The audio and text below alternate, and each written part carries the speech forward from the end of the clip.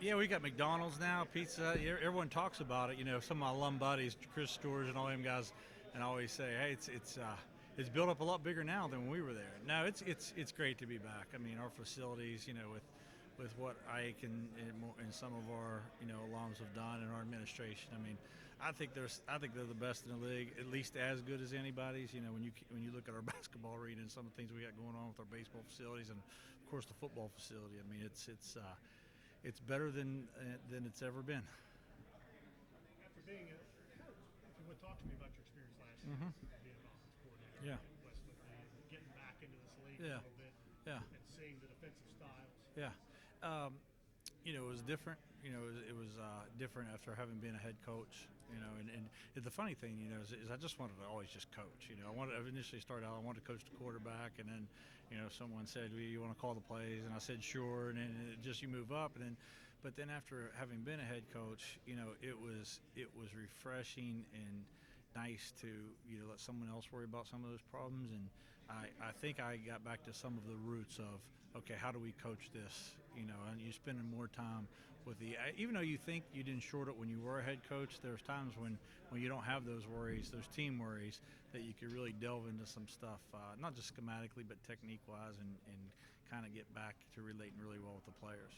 As you got back into this league footprint, Sure. league, MEC, West Virginia Conference last year, how has these programs changed from when you left? I feel like I got a unique perspective because I played here in the early '90s, and then coached at Concord following the PSAC run that we had at Cal, and then left and when I went back to Cal, we always played some West Virginia and then Mountain East Conference teams.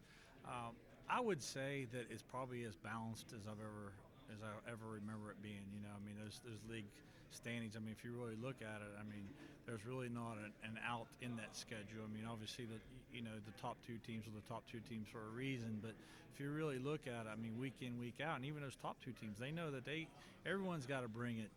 Every week. There's no guaranteed victories, and early when I coached at Fairmont and played at Glenville, there was really, if you could beat Shepherd, if you could beat the Glenville with the Rodriguez years, or if you could beat a couple of those other teams, then everyone else was just playing for third and fourth place. Now I don't really know that's the case. It's a pretty good league top to bottom. How will Glenville look schematically, offensively, defensively? I've always believed in being multiple in what you do. It's kind of a generic answer, but I like the term because it allows you to fit your offense and defensive schemes to your players. I mean, there are certain things that we believe in. Defensively, we believe in stopping the run. We believe in not giving up the deep part of the field. We believe in putting pressure on the quarterback. Now, how we go about that, whether it's a 3-4 or 4-3, or a lot of that depends on the players. And offensively, it's the same thing. We believe in balance. We believe in run-pass balance. We believe in not letting the formation give away what our intentions are. We believe in everyone touching the ball, within reason. I always say Michael Jordan's going to take the most shots, but we got to at least pass the thing around a little bit.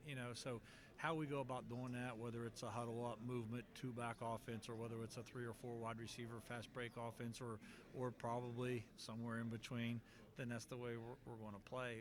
And that kind of depends. It's dictated by your team.